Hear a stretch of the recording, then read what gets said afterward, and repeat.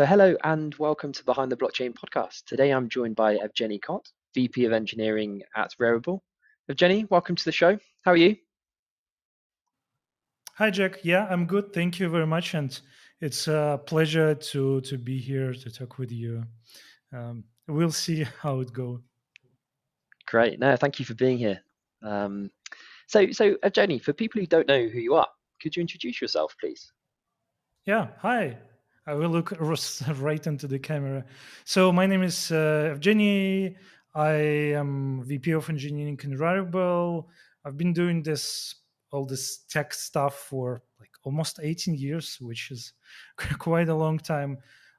Started as a just a normal C++ like assembler, other stuff developer. For many years, I was developing actually like .NET, Java, JavaScript front end, all the stuff. But then, I don't know how it happened. Something happened, and I went to management.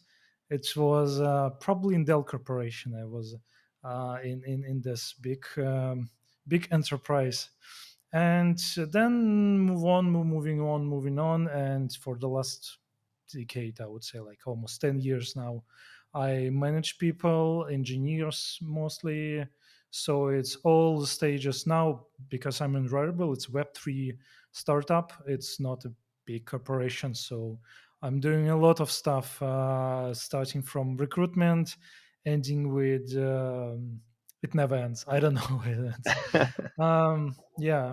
What else? Maybe it's interesting about me. At one point, like almost 5 years back, I because I got a degree in computer science, and I worked with the computers, all this tech stuff.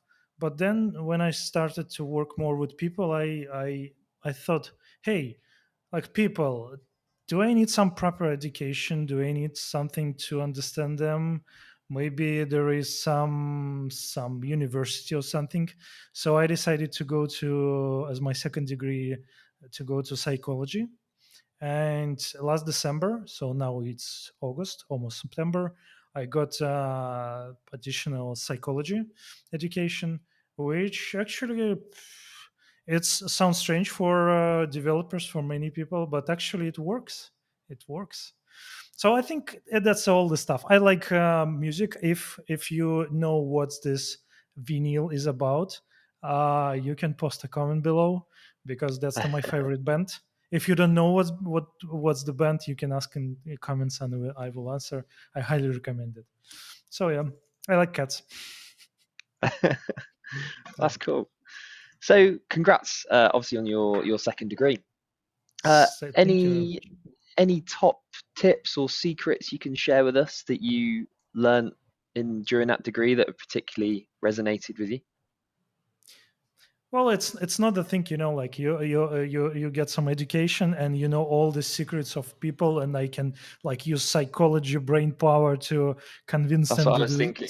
Yeah, it would be nice, of course, but unfortunately, it doesn't work like that. But I would say what actually it gives to you as a manager. There are few funny and interesting things I can share. For example, as a manager, like when I just began, I was always trying to fix some people. Like if someone has some problem, I have to fix it because I'm a manager. I should do this. I should like help people. But when you, for example, a therapist or psychologist, you understand that some of the problems are shared not to you to solve it or like immediately rush and save people and give them everything they want. Some of the problems they are will be there. Some people can be unhappy, and it's nothing to fix. It will go eventually, or persons should take responsibility to fix it or not to fix it. So not all the problems require your immediate attention. So that's the maybe first thing, because yeah, as a like beginner manager, we sometimes we put ourselves in the position of like parents or like father or mother, which is not true. like at the end of the day, you're a manager, which means that you manage people, and that's it. Of course, some of the friendship, some of the like non-working relationship is really nice, and uh, it's really good to work with your friends. But sooner or later, you will come to the situation where you have to be a manager and maybe do some complicated decisions, which sometimes is really hard when you work with your friends. So that's the like one. It's not a secret or something. It's just some observation that I discovered in this. Yeah. No, that's good. I've definitely fallen foul of that before when you mentioned about um, yeah, about the personal problems and trying to fix stuff for people outside of work and that sort of thing. Because you get close to the people in your team, right? Um, when you start to become friends, and yeah, I've definitely fallen foul of that before, Yeah. trying to fix rather than listen quite a lot. I think my girlfriend probably tells me off for that quite a lot as well. But I'm a solutions person, so Yeah. sometimes she just wants to listen, wants me to listen, and I'm trying to fix everything. And Yeah.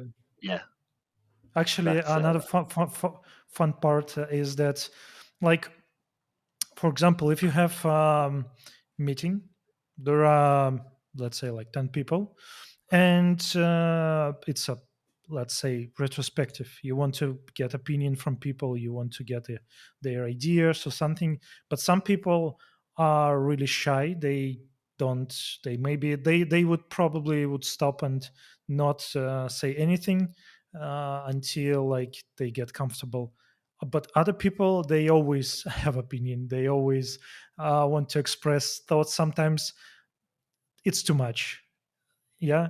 And what I've learned, I remember my first like group session in the university, and I'd be like, and people were, because it was first group session, everybody was a bit shy, and as a manager, I was like, hey guys, okay, everybody listen to me. You talk first, you talk second, like we can vote, we can do all this like management stuff. And our teacher, uh, he said, Eugene, could you please like stop and give people a room to do what they want, not what you want. And I'd be like, oh yeah, you know what, it makes sense, it makes total sense. And same happens at the group meetings. You as a manager should of course create like environment that welcomes even most shy people to talk, to give them a room, and maybe sometimes moderate people who are require moderation. But you don't force people to like to do something they don't want to do. yeah, that's a good tip actually. Um, yeah, I've been in a couple of meetings before where people have gone around the room and said, "What's your opinion? What's your opinion? What's your opinion? What's your opinion?" And Yeah. then you can see some people shrink into themselves a bit in that situation because they're just not comfortable in. They might have an opinion, and it's obviously a really valid one, Yeah. but they might not necessarily feel comfortable in that environment, and they're more than happy to let the people who like to talk Hmm. kind of take over in that situation. So no, that's a good point. Have you ever So been why in what? the yeah Sorry, go on. Yeah. Have you ever been in the meeting with like super high level boss, like I don't know, boss of the whole corporation? Yes. Yeah, yeah. It's always a bit like awkward. I was in that meeting when I was in Dell Corporation, and I was an engineer, like, and because corporation is really huge, and there was one guy, I don't know how many levels above me, 10 levels or whatever, like 5,000 people, 5,000 employees under him, and he was asking the questions. For some reason he decided, to go down to people, to like to the ground, and like asking questions to the engineers. But it wasn't like, hey, what's your opinion on that topic as an engineer? He was like, would you vote yes? Would you agree? And I'd be like, yes, probably. I don't know. I was looking at my manager. My manager was like, yeah. So I was like, oh, yeah, yeah, yeah, of course. Yeah, I don't agree, but I'm going to say yes because I like my job. Yeah, yeah, yeah, yeah. Something like this. So why did you initially take an interest in technology in the first place? It happened just from as a kid. I was like, because back in the days, we didn't have, first of all, didn't have much of a, not everybody had a computer like PC or anything like this.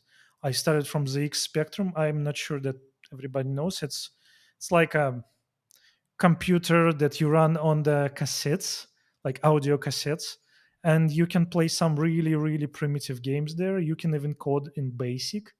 So it was like late it was created in late 80s. My childhood was in like 90s. So yeah, and back in the days there was no like, the computers were, if you had a PC or like computer Windows based or something, nobody, no proper support or anything. If something broke, you just fix it yourself, or you go to your schoolmate who can reinstall something, or it was more less user friendly, I would say. So yeah, and I liked like reinstalling stuff, maybe like basic programming, like pun intended. So it was more of a natural. I liked computers, I liked games, obviously. Yeah, in the back in the days, at least in my childhood, games, there was no like Steam or digital distribution. You just go there and there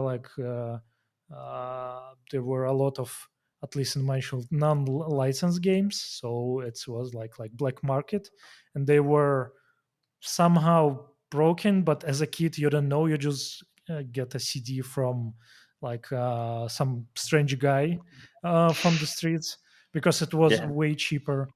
Yeah, and you had to have some knowledge how to install it, all the stuff, because otherwise there was no other way. I didn't have internet back in the days, so, and okay, nobody had. Yeah, it was like 1992 or so. So yeah, and yeah, it started as a like, hey, I like games. Friend of mine from school, I remember how I earned my first like, not salary but first money with that. There was Macromedia Flash. okay, uh yeah, I think now of course it's no more, but so you could create some small like cartoons, or it used for, actually, if you need anything animated in on a web page, you could use Flash to do it. And back in the days in my childhood, I was like, I don't know, 10 or like 11 or so. I started to do some super simple cartoons with that. And you can also code in this with some super strange action script. And friend of mine, his father was director of some company, and they had uh, shops all around the country, and they have a website with all the shops, so you can click a like a city name, and there was like some information like phone number and other stuff. And a friend of mine said, hey, my father, they open new shop in some part of the country, but on the website there is no such shop because they need to change it. But the problem is that guy who created this website, nobody knows where it, nobody has anything from him. So can you like add it? I'm like, oh, it's complicated. It's super complicated, man. Actually, it was 2 lines of code or something. And yeah, like, yeah, it's super complicated. He was like, like, can you do it? And I like, yeah, I can. So I got my first $100. Back in the days, it was like a lot. It was super a lot. So I gave half to my parents to support the family, because like I should, and half I yeah, spent on like, I don't know, some chips, some snacks, some like something like ridiculous. So yeah, so it was more or less natural to me to just go to university, get the computer science. Then I got a job in tech field, and it wasn't now tech or IT is, many people go there because of the money, because of the, it's like more convenient to work because your boss is not yelling at you. So but back in the days, it wasn't like that much of a money. It was just just some job for geeks, I would say. Yeah. Okay. So yeah, I would say I had no other choice. You're forced Yeah. into it. No, Yeah. Yeah. that's Yeah. cool. It's cool that that company trusted uh yeah a lad of what 10 or 11 to work on their company website and stuff like this. That's quite yeah, it's quite trusting of them Yeah. back in Yeah. the day. I They thought you also had no other choice. I thought you were going to say that you made money because you were the dodgy bloke with the fake games selling them to kids at school. That's what I thought you were going to say. But No. No. No. no. So then, so you got your first job in tech, and then could you talk us through? You briefly touched on it, but could you talk us through your career journey up until this point? So you Yeah. mentioned you worked at Dell for a while and things like this. Could you just give us a bit of an overview of kind of how you reached the current position? Yeah, yeah. So I started, as I said, like 18 years back. Uh, just a small company. We were doing some like a super low level programming. I was a student, second year student, but because actually it wasn't really. I had no other choice just to go to do something because my family needs some money, and yeah, um, it was tough, actually tough days. So, and I got before I turned 18, you can legally work. I was working doing some delivery, some, I don't know, trash. I mean, in the sense, actual trash. I was trash picker. How do you call it in English? When you go like clean up the streets. Yeah. Okay. Uh, yeah.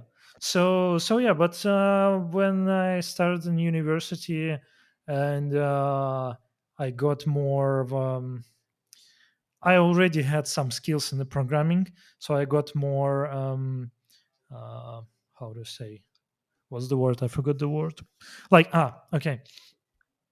So when I actually got to university, I got more confidence that I can do a programmer job. So and Okay. I found this job, and we were doing some like a low level C++ programming for the university. Like the company was affiliated with the university. So yeah, it was like the salary back in the days was 100 bucks per month or so, which is, I mean, Okay. was okay. Then I was doing C++, low level programming, then .NET. .NET started in 2004. So, and I started doing something .NET C Sharp related in 2006 or so. So Mhm. I switched to .NET. Then .NET, like for 5 years probably I was doing .NET and C Sharp. And then I joined Dell Corporation, and back there I was, first of all, the two major turns in my career. So I turned to front end, and it was also funny because we were doing some, because Dell back in the days was doing like enterprise backup solutions. At least my division was doing enterprise backup solutions for customers in .NET and C Sharp, but the UI was written in WinForms, so it wasn't a web or anything. And our manager came to us saying, "Hey guys, you are five backend engineers. Maybe could you do a front end?" And we was like, "Oh yeah, of course, because we're like C sharp. We know everything. Front end is for stupid people. We can do it, of course." And it was awful because turns out it's completely different. And the UX and UI, all this, like it should be convenient. All the buttons should be in the right place. We didn't know about it. We were like, okay, let's code it. It's JavaScript. It's super simple. So yeah, it was awful project because yeah, no designers. We did the design ourselves. It was funny. So yeah, and then in Dell I started to do some management. I got some team to manage in Zhuhai in China. It was also really interesting experience. I would not say like it was management.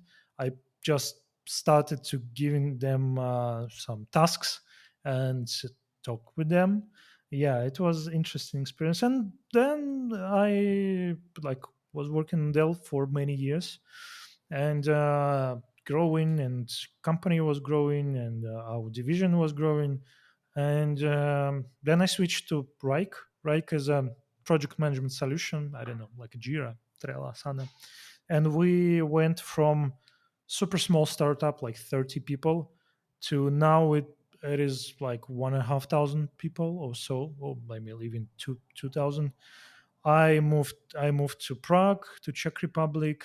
We opened office there, and I was there like a first one of the first employees there. And it was a bit of a journey to find people, to like to order toilet paper, or to do all the stuff. So it was Yeah. like a startup inside a startup, so opening the lab, opening the office, hiring people, getting in touch with local market, understanding what's going on. So yeah, for like I was doing a lot of stuff in Reich for almost 9 years. And then actually I joined Rarible uh, half a year back. Everything is new for me. Web3, crypto. Of course, I used some of the crypto stuff before. I had some NFTs and other stuff. But yeah, Web3 and small startup is something. Even though in my previous teams, in my previous companies, all of my job was to join as a startup, in a startup, and then grow with startup and grow a startup to not a corporation, but kind of like a grow up. Grow, yeah. But yeah, Rarible is really interesting. It's completely different story because it's Web3, it's crypto, it's all of the people are really enthusiastic about the industry. So it's really different story. That's cool. Did you always know that you wanted to be a VP of engineering? Well, it's Was that kind always the of plan? I wouldn't say that I had a like really plan that I want to be a VP of engineering. It's more or less natural to me because like top five most stupid questions on the interview. Where do you see yourself in 5 years? All other stuff, and many Yeah. people they don't like it. But actually, there is a some of the sense in that kind of question. So, like you have your position, your skills, your education background, experience, all the stuff. What is what is your end goal, or where do you move, in what direction? Do you want to be a developer and develop stuff, or you want to be a manager and to grow? Because that's the kind of second part of the equation is, do you want to grow? I believe that our industry kind of like pushing people to grow, because we have all the machinery, all the bureaucracy around it. We have, I don't know, performance reviews, we have retrospectives, we have health checkups, we have all the like stuff that kind of forcing you to grow. Mhm. But many people are kind of like, they are afraid to say, hey, I'm really comfortable in the position where I am. I don't want to grow. Don't push me. Yeah. I want to be a like senior developer. I don't want to go to management, for example. And the vice versa. Uh, Many people they don't have career plan, but they want to grow, but they don't know where. And the biggest problem here, biggest challenge is that most of the time companies they, okay, not most of the time, but many companies they don't provide clear path to grow. We know how to grow senior developers, like from junior to senior. We kind of know it because it's really um, like popular. But if you're a senior developer and you want to grow higher, it's really not all the companies have tech track. Not all the companies have a management track. So answering actually answering your question. So yeah, I was comfortable in management track. I was kind of reflecting my background and thinking, hey, what is the best thing I can do, and where is the spot where I am most comfortable, on one hand, and where I'm most efficient and other stuff. So, and eventually I started to develop my skills in the sense of like management and senior management, leadership, like strategic stuff, because management is different aspects. So yeah, and eventually I went to VP of engineering, and now I believe that's the most comfortable position for me, because like being a CTO is more of a starting some technical stuff and coding all the stuff yourself, like as usual. If you're a CTO, you usually a first engineer, kind of, or like second or so, and you're just moving with the company. And then probably you can jump off to other company. But to become a CTO, you should start as a CTO, right? Or something like this. So I would say VP of engineering Yeah. is mm, now it is more or less something that I want to do. Okay. Nice. Because yeah, because I think there's still a bit of I think there's still maybe stigma's the wrong word, but there's still something in the job market where people almost think that they have to tell their employer that they're really really ambitious and that they their goal for the next 5 years is they want to hit principal engineer, they want to be a tech lead, then they want to manage a team, then they will be in engineering management. Um, and I feel like people almost say that sort of thing because they think that's what their employer wants to hear, and that's the type of person they might want to employ and stuff, which half the time I don't think is actually true. Obviously, it depends what job you're in. If you're in a sales role, for example, then you'd expect people to be, ultra ambitious and want to like reach the next level all the time and this kind of thing. If you're in an engineering role, for example, you might just absolutely love coding and building cool products and stuff and have no desire to go and get into the politics of management or get into the bureaucracy of when you get into leading people and this kind of stuff in larger companies and things. So um, yeah, I feel like there's a real thing around that. People saying what they think companies want to hear as opposed to what they actually want. Um, Yeah, and I I and yeah, I, I I was sorry, go on. Yeah, I'm totally agree with you. And like if somewhere in the space, uh, like floating big stone tablet with the scenes of the management or like company scenes, I would say somewhere in the top 10 they're gonna be one of the like since is that okay, we have good engineers, let's make shitty managers out of them. So that's the like it's so normal in the industry that hey, we have a most senior person, uh most senior engineer, let's give to this person some team, and let's assume that if they are good engineers, they should be a good managers. It's completely ridiculous. It's not true at all.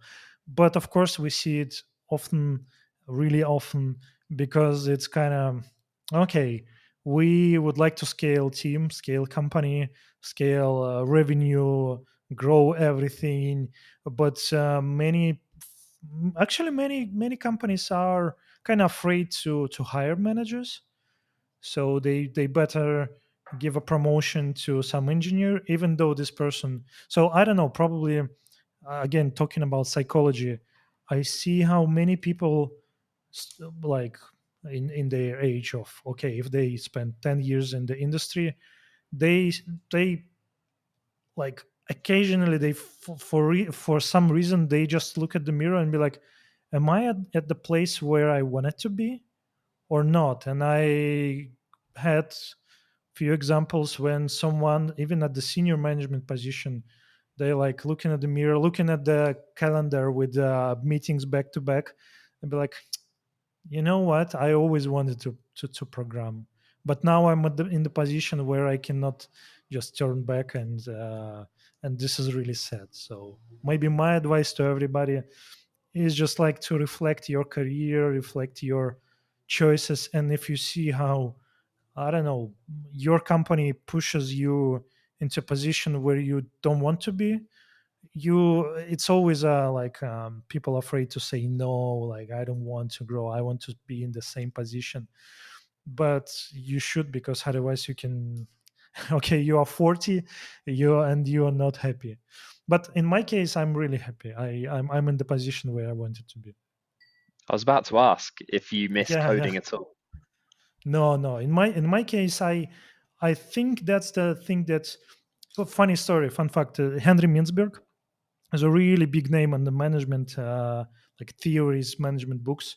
So he in 80s, I believe, there was a theory, not a theory, but kind of like um, conception that good managers, they have a good education, MBA or something like this, and that's it. You have to read a lot of books, and bam, you're a good manager. But Henry Mintzberg said no.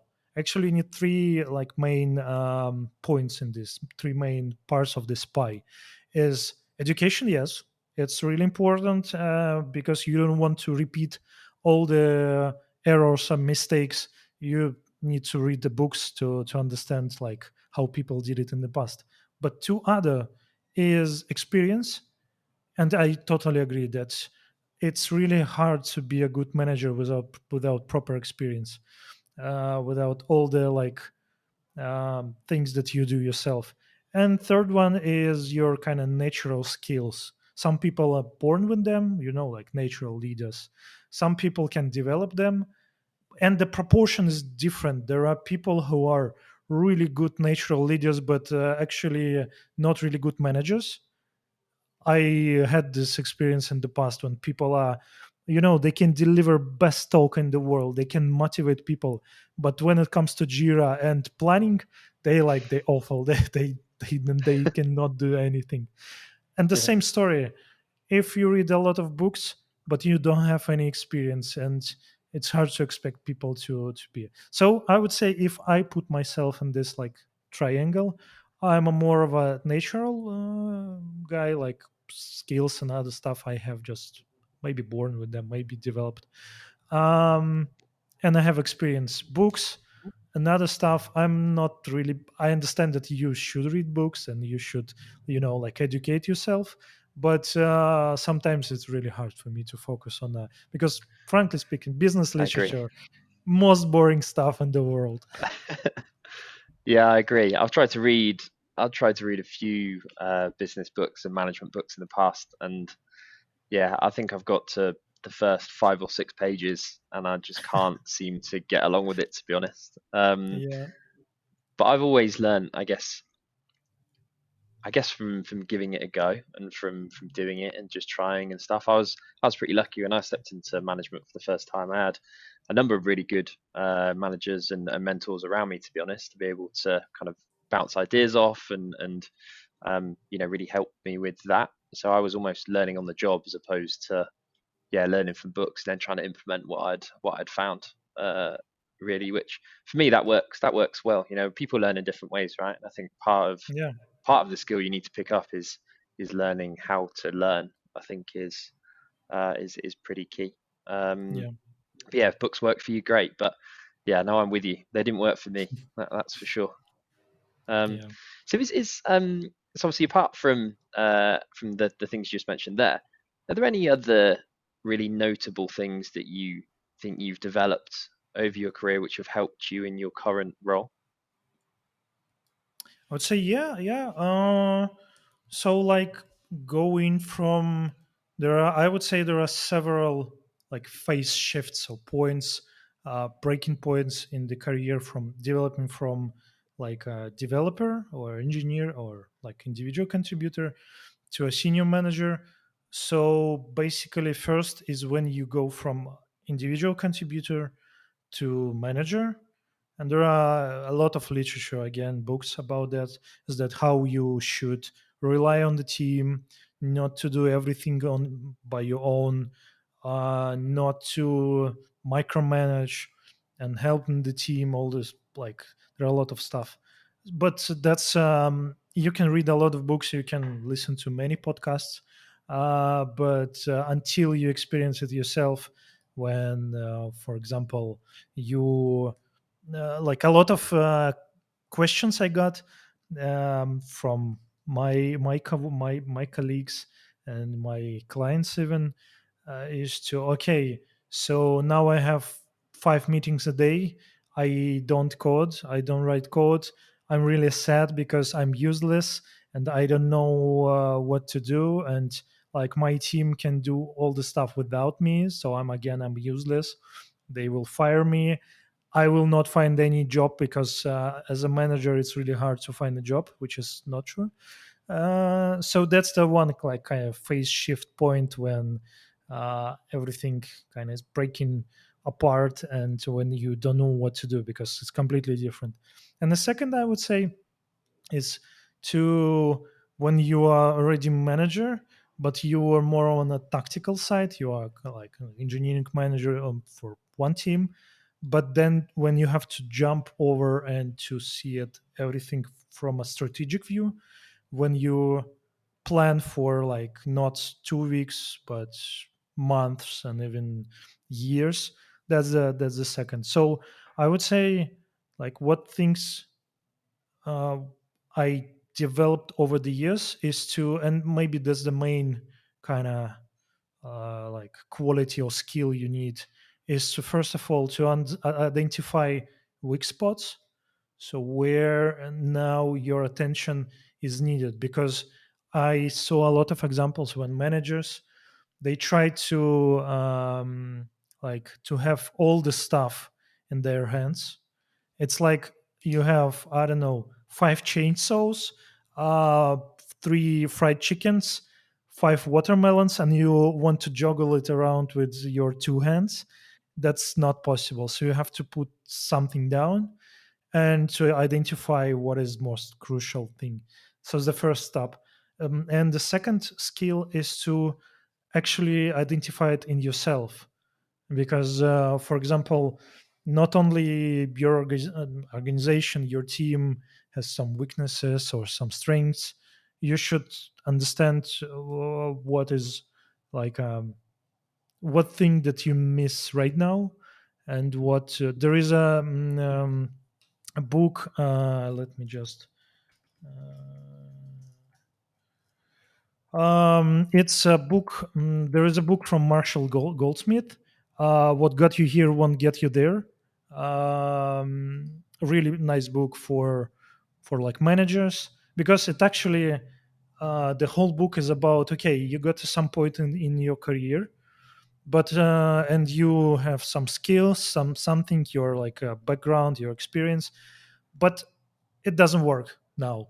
So for example, when I jumped to like more senior position, I realized that I don't know what to do, because all of the skills, all of the stuff I did before, it's completely different. So I have to change the strategy. So a really nice book, I recommend. One of the few good management books. Yeah. Yeah, you'll have to So send yeah, it to me. yeah, yeah. Oh yeah, yeah. So yeah, I would say main skills is to identify where is the weak spot and where to put your attention, because you are you're just like coming to the dark room with just one flashlight. You can like look at the things, but only at one thing at the time. Otherwise, it will not gonna work. No, that's good. That's good advice.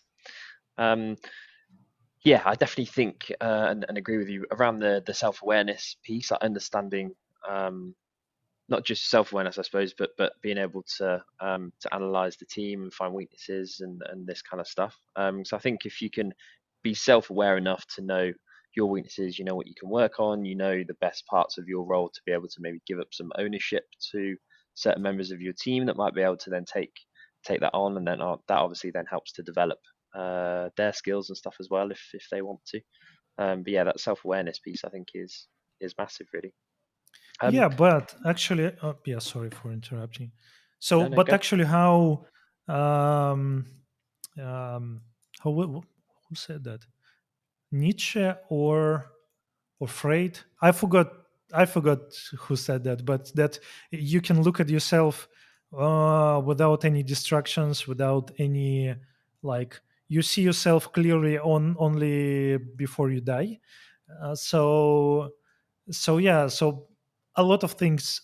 kind of like messing with us, because sometimes it's really hard to look at yourself with really clear view and see the clear perspective on yourself, because we have a lot of things. I'm afraid to say that I'm maybe not a competent manager because I lack of something.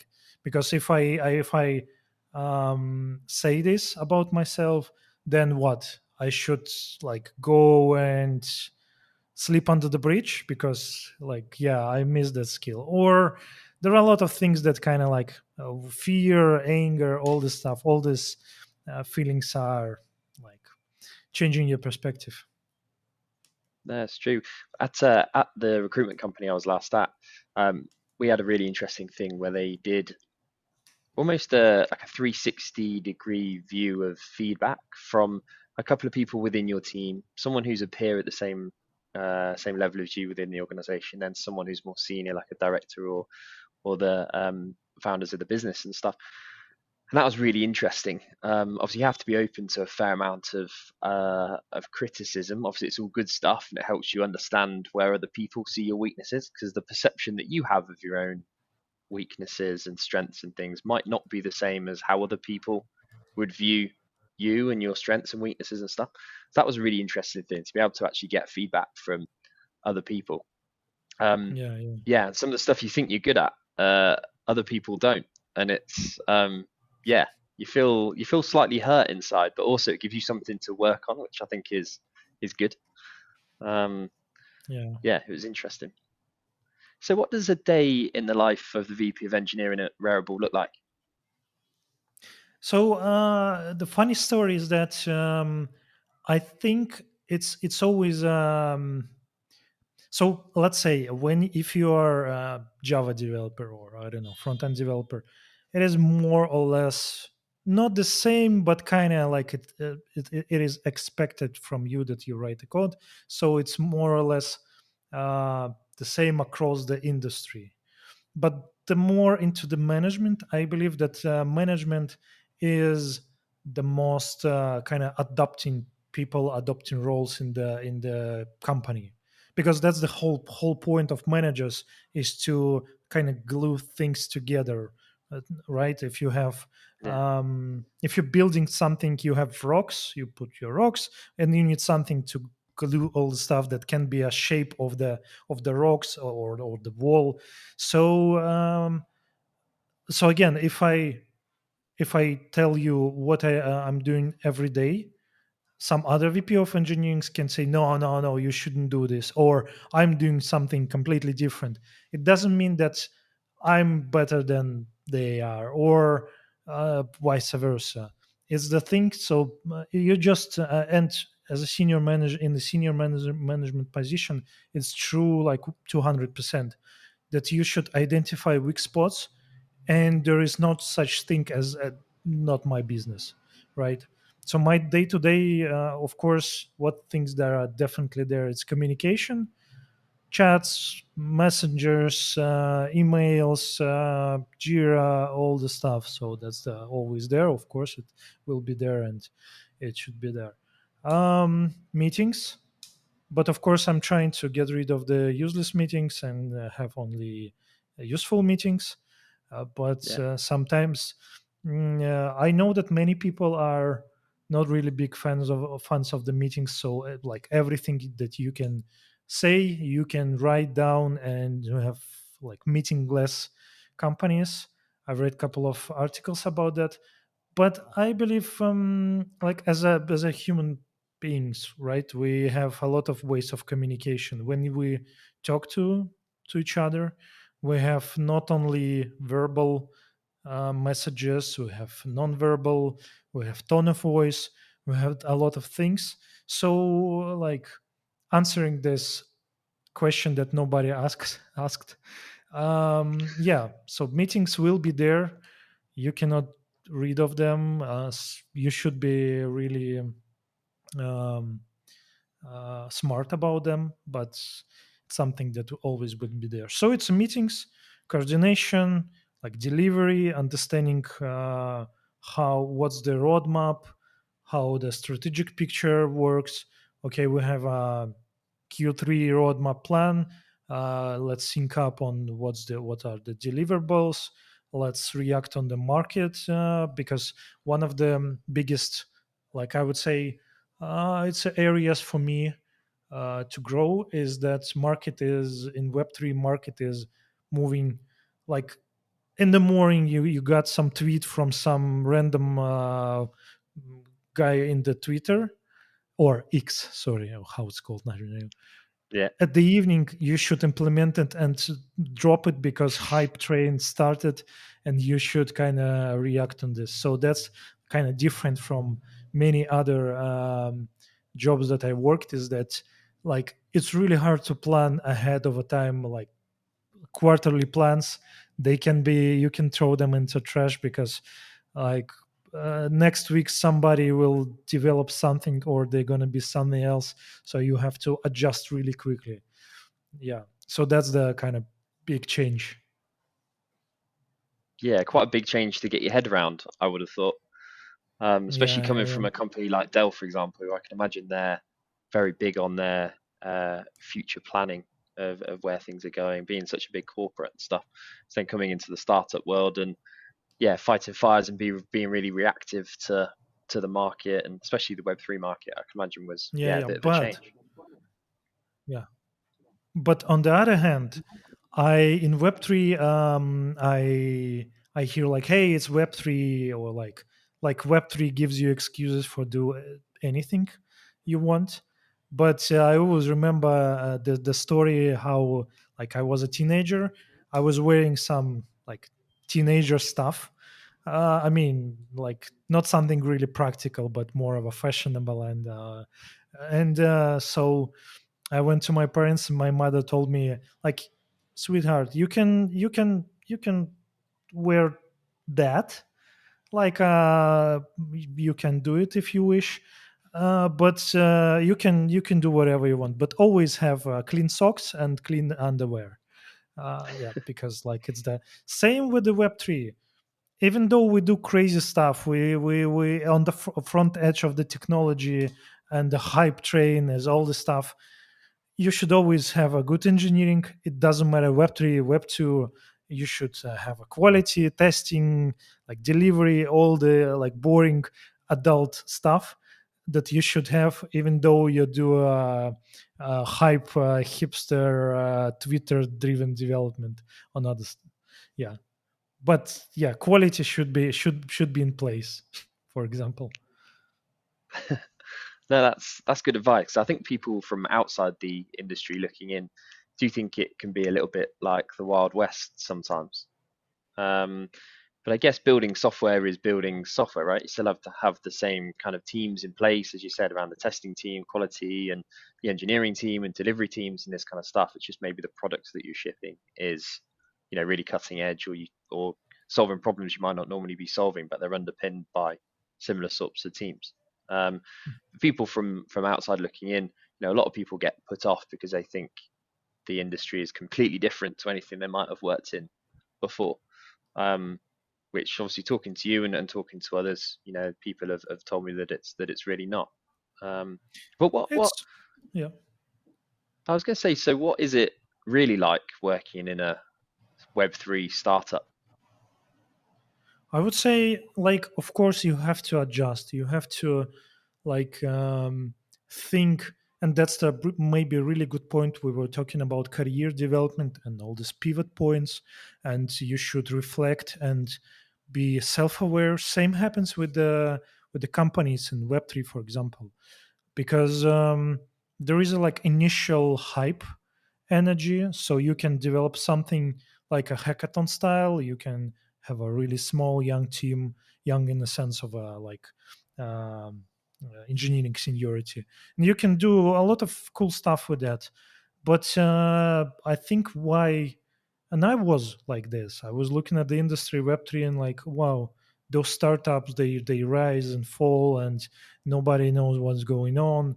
But actually what distinguish one day project from the like a project that will last for longer is that that's the thing.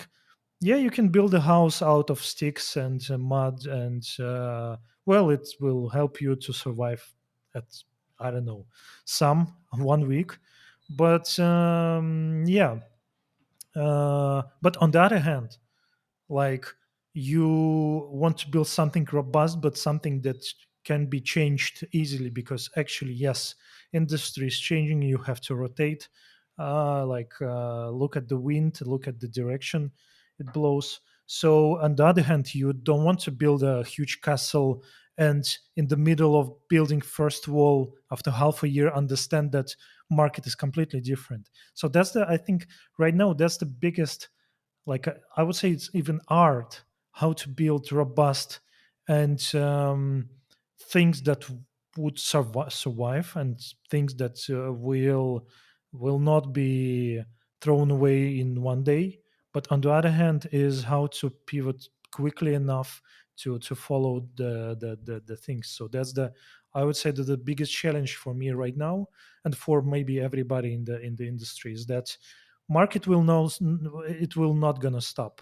Now we are in the position where no one, we see a lot of signals that a lot of like governmental structures and like old world, they trying to adapt, they trying to understand what to do with NFTs, crypto, web3, decentralization, authentication, all the stuff. They don't know what to, how to react. Some of the people, some of the like institutions, they afraid. Some of the people, they want to get a control on that, but you cannot stop it. It's like with AI stuff, many people are afraid, but it's something that you just, it's not going to stop because you put some ridiculous law behind it. No, it will be there.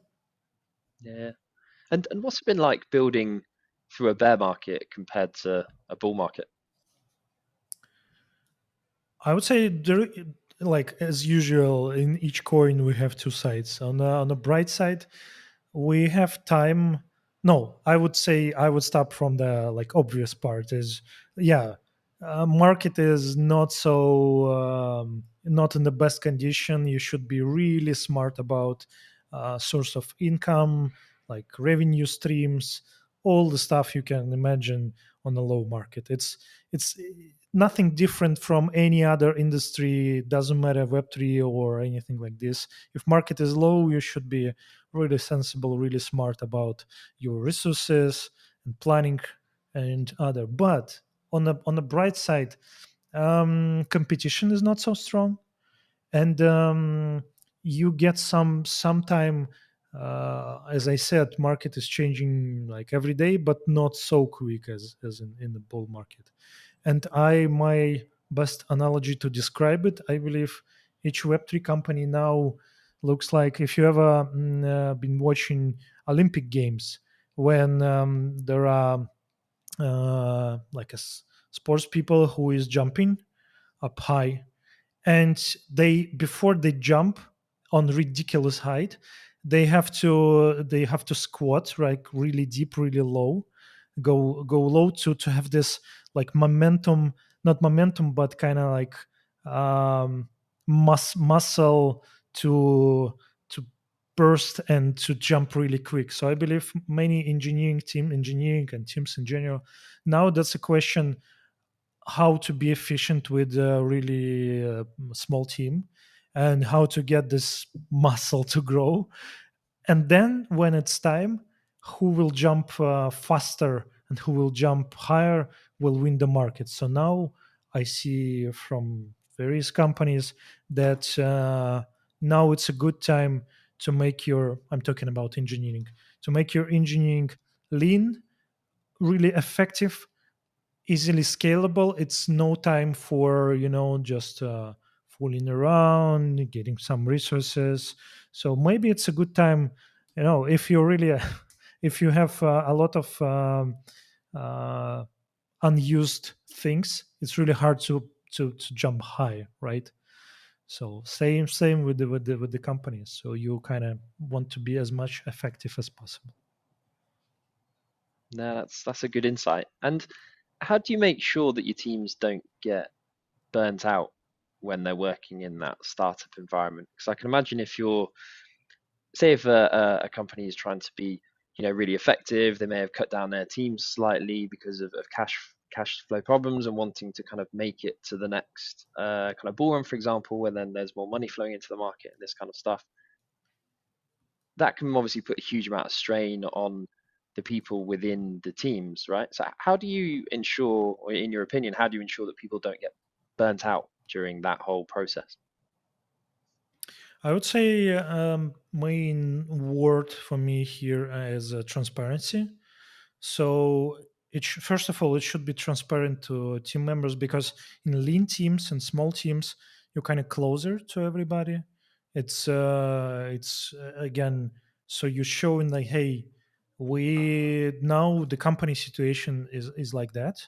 So and the strategy is here. We want to be lean, but at the same time, we uh, like we don't want to be too lean to to not to have ability to produce what we're producing.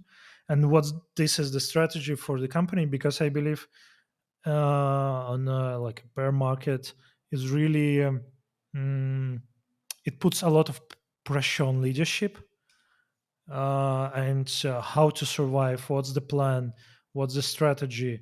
And you should not even come up with this idea, but also transparently show it to people. Hey guys, now it's maybe time for like do some extra work, because it will help us to survive additional time. And that's kind of and not hide anything behind the, hey, like it's not your business, we will do it ourselves. That's not the right position. So I would say transparency in all the aspects, starting from company strategy, company structure, because also, yeah, again, and I believe we see how in big corporations with layoffs, so it's not only Web3, we see how people really frustrated with this untransparent decisions, and people don't know, am I will be with the company tomorrow? Will I survive? I don't know. Or tomorrow my manager come to me saying, hey, sorry, but you have to go. So this kind of strategy, this kind of transparency is needed. And the second, I think, is to be smart about resources. So there is a, of course, threshold where you can stretch your team, but best thing is to be really focused on things that are, and that's the other. Also, I said that I don't like books, but I recommend another book. It's called uh, give me 1 second. Yeah, no problem. So it's a book from Richard Rumelt. It's called "Good Strategy, Bad Strategy: The Difference and Why It Matters." Like, it's self-explanatory title, but yeah, it's really about how to focus. And because now, and I see actually what is a kind of like what can be marketing advantage for. I'm not saying I'm being humble. I would say Rarible or companies like that, is that in Web3 we see how many companies they kind of hype driven, but they don't have any good strategy, any viable strategy, or they don't have strategy at all. So I would believe on the low market you have to have strategy, and like coordinate your efforts, coordinate your resources together. Otherwise you just will be wasting time, resources, and that's it. So, and the third one, talking about people, how to not, it's of course personal touch. People needs attention.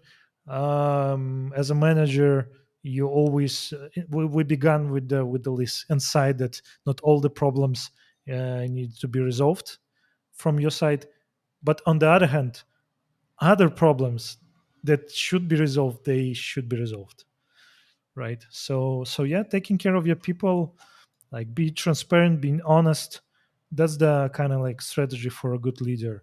Like, and it's really good for a leader to say, hey, I don't have all the answers, I'm not like, maybe I'm not even smarter than you are, I have some like skills, I have some vision, but let's work together. I'm just a mere mortal. So this is the plan, this is the assumption, let's work together, and that's it. So that's the story. No, I like it. And has your leadership style or your mindset changed from moving from, a large Web2 corporation like Dell into a small Web3 startup? Has it changed at all?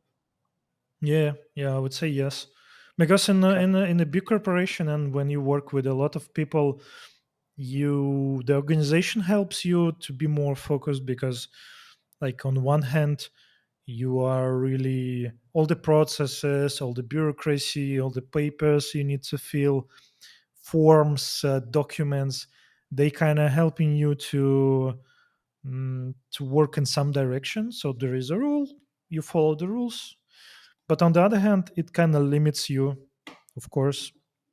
So that's the question of like a style and where you're most comfortable. In Web3 and in startup, we don't have much of a bureaucracy, which is kind of my job, to bring enough bureaucracy to support many stuff, to be a transparent again, for example, but not too much, to not to give people freedom to do a lot of stuff. So I would say, um, I'm trying to find a good balance between chaos and startup, when people sometimes it can be too chaotic. I mean, it's startup, right? So the whole idea is to, like, I would say it's like at home, right? If you have a lot of things to do, you don't want to label everything, label spaghetti each one by one, or like do some ridiculous stuff people sometimes do. On the other hand, if you just put everything in the middle of the room, and when you need some I don't know, coffee pot, you just go there and trying to find it. So you should have enough bureaucracy, enough order to do things properly. I suppose that's quite a hard balance to get right, to be Yeah, able I to mean that's the to be really agile within a startup and change direction quickly and that kind of stuff, and then also have the processes there to support the team and support the growth and support the business and stuff. I can imagine it's quite a tricky thing to get right. Yeah. Um, If you ask me, and yes, if you ask me how to do it, I would not answer, because that's also kind of like that is thing that's my, like, before going to some leadership positions and like joining this circle, I thought that people up there, they like 10 times smarter than I am. They know everything. But actually turns out that no, it's the same people, maybe with some experience, maybe with some skills, but it's not like they know everything, how to run a multi-billion corporation. I believe if you go to, I don't know, like Apple, Steve Jobs, whatever, Elon Musk, you will see the same meeting, same story. Maybe, yeah, of course, something different, and something is more scalable, but still it's not like completely different humankinds. no, not at all. It's no, it's interesting. Uh, and you've only obviously recently joined the Web3 space, right? Do you say 6 months, Mhm. 6 or 7 months? Yeah, yeah, Have yeah. you got any advice for someone looking to get into the Web3 space? Like if you could go back to the start of your Web3 journey when you were looking to get into the space and that kind of stuff, any advice you could share for anyone? Yeah, I see like two ways how to join this industry, preferably both of them. But first way is to, well, as we discussed before, Web3 is like in the sense of, for example, engineering or other stuff, is maybe the same, maybe a bit like a more of a chaotic, but it's the same. So if you are good, in my case, engineer or a manager, yeah, we need people like you, right? We need good engineers, we need good specialists, we need good people who master in something. So that's a one way. Other way is to be really enthusiastic, because I see how, like, if you're a really good engineer, for example, but you as I see how many good engineers they like, oh, web3, it's scam, or like it's make no sense, it will die in a few years, all this stuff that prevents them to join. Maybe they are good engineers, but they don't believe, they don't believers. So second way is to just to believe, to jump, to dive in, to listen carefully, to, I don't know, be subscribed to all the stuff, because web3 is more is about context. Like, as I said, in the middle of the night someone posted some tweet, in few hours it just across all the industry, and you need to release something tomorrow. So being really passionate about industry, it helps a lot. So you can, it can be two ways, but I believe it happens, like some people are really good at the old tech stuff, but they don't believe, so they not join, they will not come. Other people who is really really really really passionate, but they don't have any skills, I would say they still can join. And it is more easier to learn tech than to have a belief in something that you don't believe. So I would say, yeah, to join in, be passionate about it, at least have some interest in that, and then it's not that a big of a problem. No, I don't know many people who have joined the space and then leave. I see more people who who think, oh, you know what, I'll give it a try, join the space, and then get so far deep that they never want to do anything but Web3 and blockchain, really. You Yeah, get the very, very odd person here and there that wants to doesn't believe in it after working it for a little while, but yeah, 99% of the time, once people get into the space, they never want to leave, really, yeah, which is yeah, nice. It's a yeah, good thing. yeah. And if Oh, someone was stepping into a leadership role for a first time, then oh. any advice that you could kind of sum up and give them? I would say,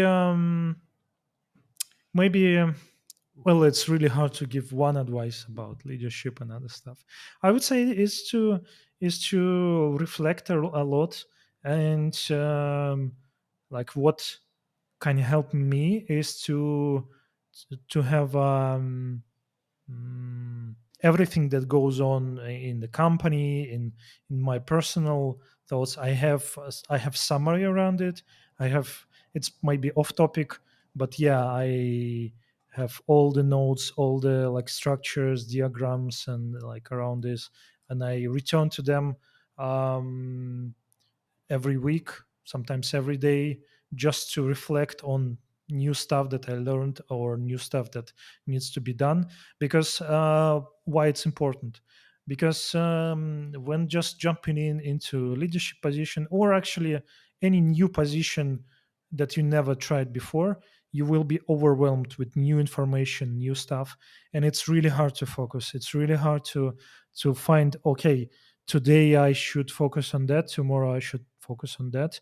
So that's the kind of, you can be overwhelmed and start to doing many things at once, which is not possible. So just focus, reflect on things that are important, adapt quickly. And if you don't know something, or you may be lack of skills, don't be afraid to admire this, and to say, hey, I don't know. It happens with me actually. I joined web3, like had no idea what that's about, and each and every meeting with the team I asked, what's that, and what's that, and how does it work?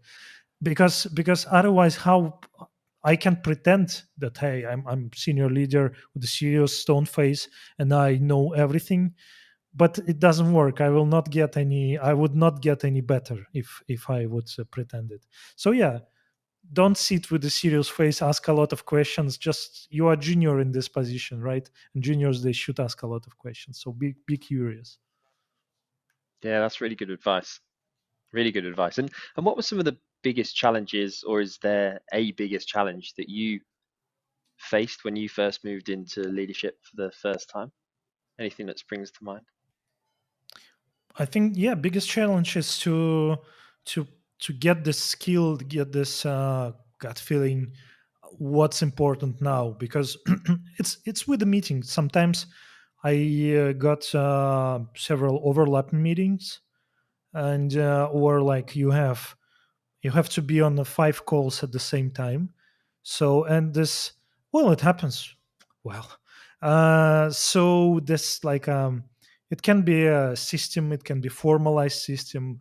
I saw some examples in my colleagues that they are like formalized everything, and yet they have weight of each meeting, so it's easier. Some of people like me, they are more of a like a natural, subconscious, like a gut feeling. Okay, this is probably is not that important, and that is important. So the sooner you develop this skill, and yeah, in the beginning I was really struggling to understand. Hey, I have to today I have to complete 50 tasks. What should I do? Like, so yeah, so that's the biggest struggle. Okay.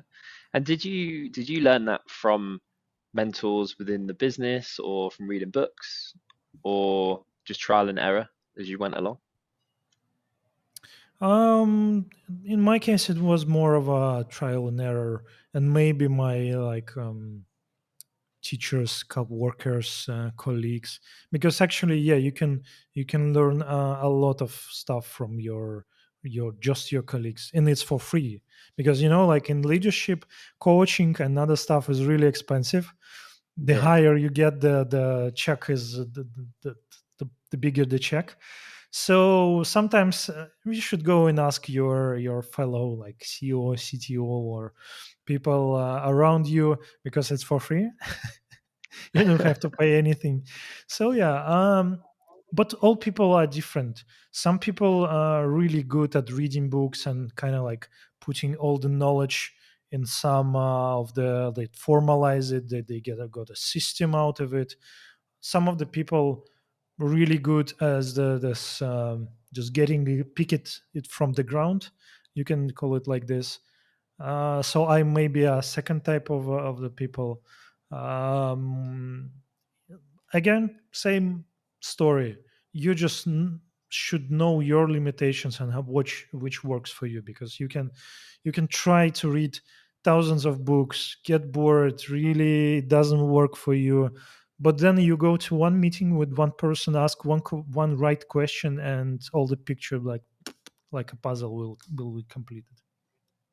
Yeah, yeah, you're right.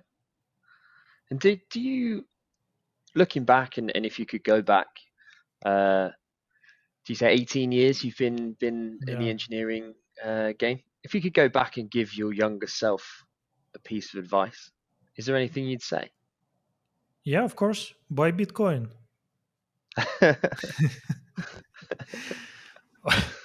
Well, answering seriously, I don't know. It is always same with the psychology or therapy. If you why, for example, your therapist shouldn't give you advice, because it's your life. It's you should like learn your mistakes. You should learn your own failures.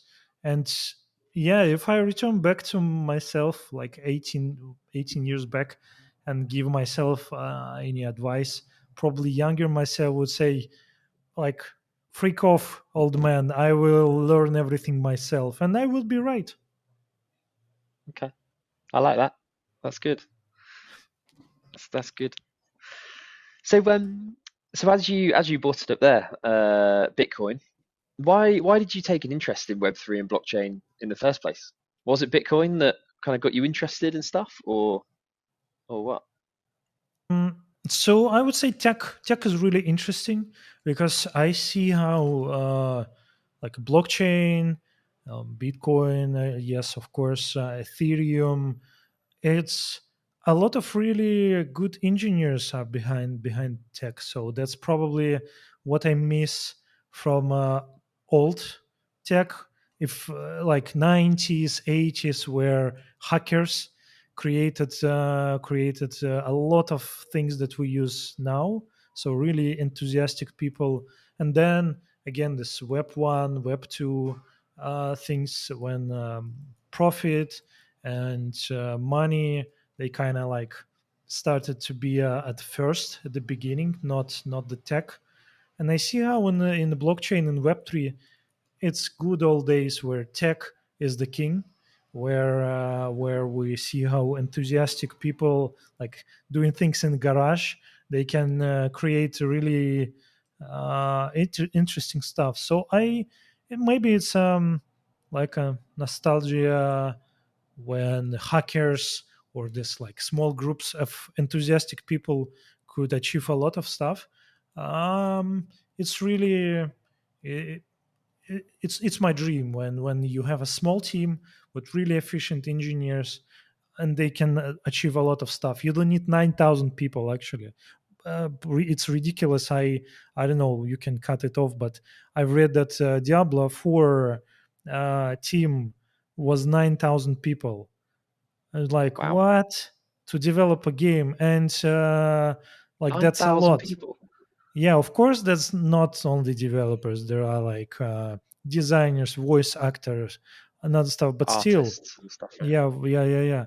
And but like 9,000 people. And what I like about the industry so far is that you can be really lean and achieve a lot of results. We don't need 9,000 people to create an NFT marketplace. no, no, not at all. Yeah, yeah. No, that's good. And if you could change something about Web3, would you? I would.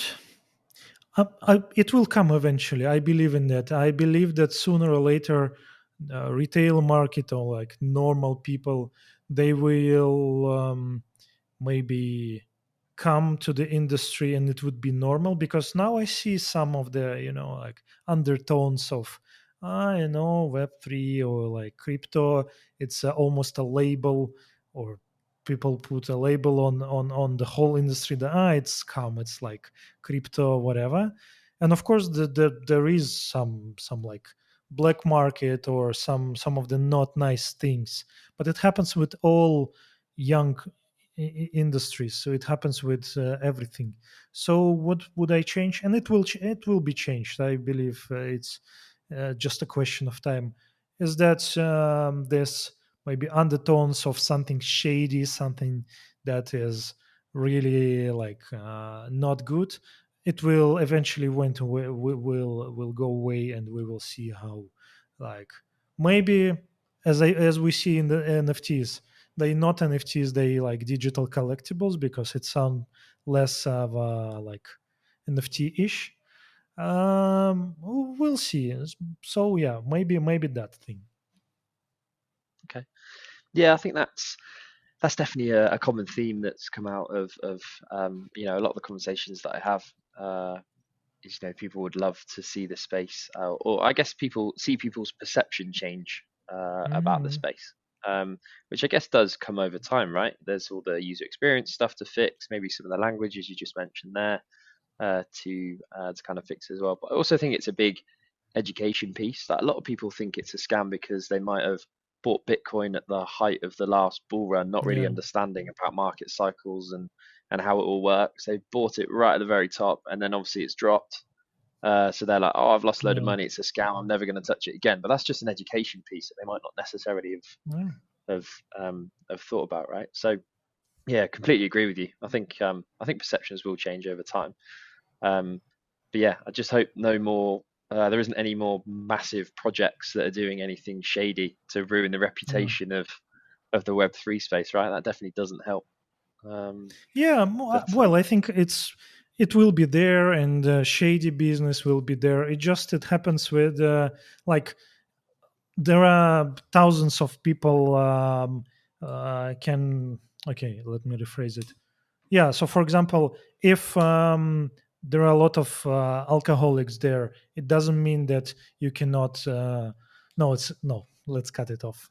It doesn't mean that you cannot drink your favorite whiskey in the middle of the night, but yeah, it's maybe a bad analogy. Yeah. so so to wrap up then, if you could summarize, a lot of the insight that you've given today and a lot of the advice as a leader in the Web3 space.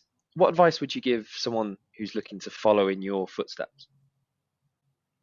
I would say, like as we discussed, first of all, be self aware and to understand what is your personal goal in your career development or in your skills development, where you want to be in 5 years is a good question. Maybe not at the interview, but to ask yourself, hey, what's my plan? What Because otherwise you can be just moving in different direction. At the end of the day, you can ask yourself, where am I? Why am I here? Second is to maybe talking about web3 and like all this crypto blockchain stuff, is that don't be afraid. I wasn't a crypto native person before. I wasn't like super convinced, but now I see it. Yeah, as you said, it's a lack of education, and you can do a lot of cool stuff inside of it. A lot of interesting projects, and maybe talking about leadership and talking about self development is don't be afraid to ask. Being a leader or being a manager doesn't mean you have to know everything. It's a question of asking questions and learn quickly, but it's not about sitting there on the meeting knowing everything and like answering yes, yes, yes, I know it. That's Be great. cool. Well, no, that's good. Well, yeah, Jenny, thank you very much for taking the time to have the conversation today. Really enjoyed it. Thank you. You shared some brilliant insights, some great advice. And if anyone watching wants to reach out, can they reach you on places like LinkedIn, Twitter, this kind of stuff? If they have Twitter, any yeah. further questions or anything? Great, Yeah, yeah, yeah. great, cool. Well, yeah, thanks again, and I'll speak to you soon. Yeah, thank you very much. Thank you, everybody. Please subscribe, press bell button, link in Yes, the I'll do comments that. below. All the things, yeah, yeah, yeah. All the stuff that like you should say in 2023. All the stuff that See I you. should be saying, but Evgeny's saying it for me. Thank you. Yeah, yeah. Bye.